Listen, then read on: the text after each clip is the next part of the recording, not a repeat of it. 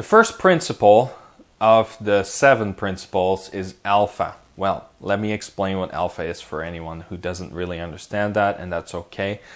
An alpha is technically a leader, someone who is the first in everything. In the wild, if you have a pack of dogs, there's always a leader. He's the boss, if you will. He leads his group of dogs into the direction that he feels that they need to move to. Or when they hunt, he usually is the first one to eat. So in many cases, he's the most important one. Now, they usually have to figure out who is the alpha. So if you were to introduce a puppy to an older dog that you may have already, they have to figure this out. Now, it's not always very obvious. It's possible that they kind of don't really care too much about it.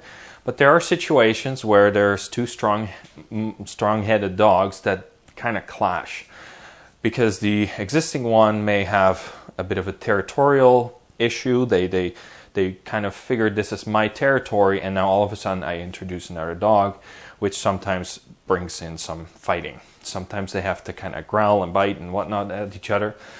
It's important that you kind of leave them, because in nature they have to figure it out, and so do they in your home. So it's important that you do this and leave them alone. Now, obviously, if it gets out of hand, you may have to sometimes intervene. Now, that doesn't happen too often, and as I said, you sometimes just have to let them figure it out. If you constantly interrupt them, you don't give them a chance to let them figure it out, and then you may have a lot more issues over time because they still don't know who's the boss, who's the alpha. So that's in the dog world, basically. Now, how does this apply to you and your dog? People should always be the alpha.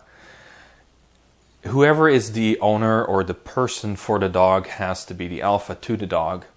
Usually there's one head person in the household, as the dog will understand, and the rest should fall under that, and then the dog. The dog should always come after it. It's important that they don't get above a person in their mind. You may not realize this, but the dog sometimes does.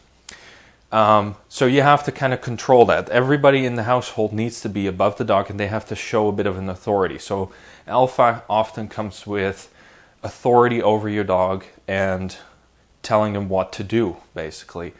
And you have to show it to them as well. So how do you show a dog that you are the alpha? You can do this by, if you go for a walk, you're the first one to go through the door. You can do this by always being slightly further than your dog. So when you, for example, you walk your dog, you come to the curb and you need to cross the road, but you make your dog sit. Your toes need to be slightly past your dog's toes. It's very subtle, but in the dog's mind, this means you're ahead, which means you're the alpha. And you sometimes have to kind of nudge forward to make sure that you're slightly further. It's psychological to the dog, and often we don't care or don't realize it, but you need to be made aware of this, because this will help your dog understand who's the alpha. Same thing could be you're having dinner. Your dog sits next to you and watches you eat, or is maybe away. It's important that they know that you're the first one to eat. Yes, there are times when it's just the time for the dog, but if there's a dinner time where you and the dog eat, it should be so that you're the first one, then they get their food. So it's actually fairly subtle, but it shows the authority that you have over the dog. So the dog will start to look up to you, because you're the one that gives them the commands. So that's kind of the wrap-up of the alpha. It's important that you do that. Now, I'll give you a little bit of an idea of how this can get out of control. I came across a lady one day, and she was an elderly lady, and she had a puppy for a few months. And the puppy was very aggressive towards other people, to a point that even the vet was bitten. The lady started to get bitten by this puppy, who was, in the end, I think it was about 9 months old. And she wanted to give up the dog. She didn't know what to do anymore. So she ended up talking to me, and we talked over a long time. I actually had a look at the puppy, and as soon as the puppy came to my place, I showed authority to the dog, and the dog was like, finally somebody's in control. I learned from this lady that she kind of treated it like a princess, if you will. She had steps for the dog to go on the couch. She did everything for the dog. She was serving him. It was actually a boy. She was serving him like a prince. So what I came to realize is that this dog started to believe it was the alpha over her. So when they went for a walk, he was in control over her. Now the world was too big for him. It was too much for him. He couldn't handle it. So his response was, I need to protect my person, but everything else seems to be attacking us, as in it was too much for him. So his response was, I need to make them stay away from me. So he ended up biting or snapping at people. So this is obviously a situation gone wrong. And this lady, unfortunately, she didn't realize she wasn't the alpha over him. Because as soon as I saw the dog and I held the dog next to me, I showed him who was boss, and he was, finally, I don't have to be in control anymore. Somebody else is doing it for me. He didn't want to be the alpha, but he was forced in this position. So obviously this doesn't happen very often, but I think it's good to kind of show you what alpha and can do in dogs, and if it goes wrong, what can happen. So this is important that you realize you need to be the boss over your dog. What can happen is a lot of people, and especially children, they like to play with their puppy and with their dog, and they like to lay on the floor, and that's really cute and everything, of course.